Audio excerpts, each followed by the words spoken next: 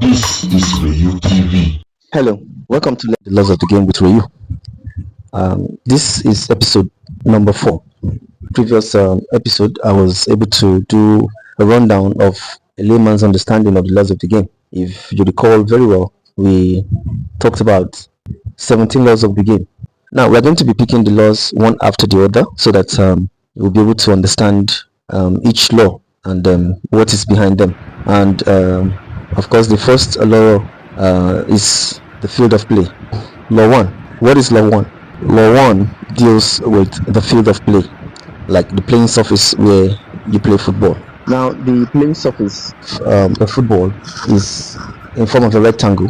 The field of play must be a wholly natural, or if the competition rules permit you, you can have an artificial playing surface. The color of artificial surface must be green. The field of play must be rectangular and marked with continuous lines indicate the areas of which they form a boundary, like a rectangle. The marks that is used to mark the field of play must be of the same width, which usually, according to IFAB, must not be more than 12 centimeter.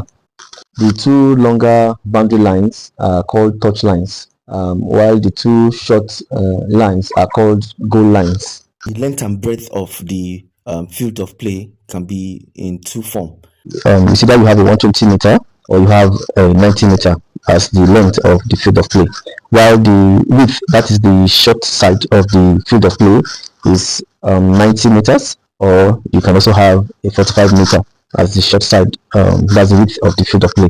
So it simply tells us that if we are going to be having 120 meters as the length, then the breadth will be 90 meters. And if you're going to be having a 90 meter as the length of your playing surface, then the width will be 45 meters. If you're looking at it in terms of yards, 120 meters is 130 yards, while 90 meters is 100 yards.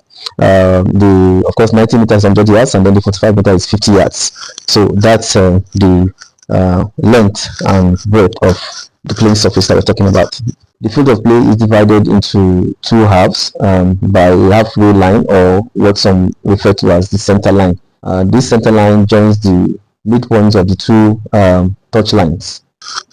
The center line or the line has a center mark, which forms the midpoint of the halfway line, and then there's a center circle that surrounds this center mark. The center circle has a radius of 9.15 meter, or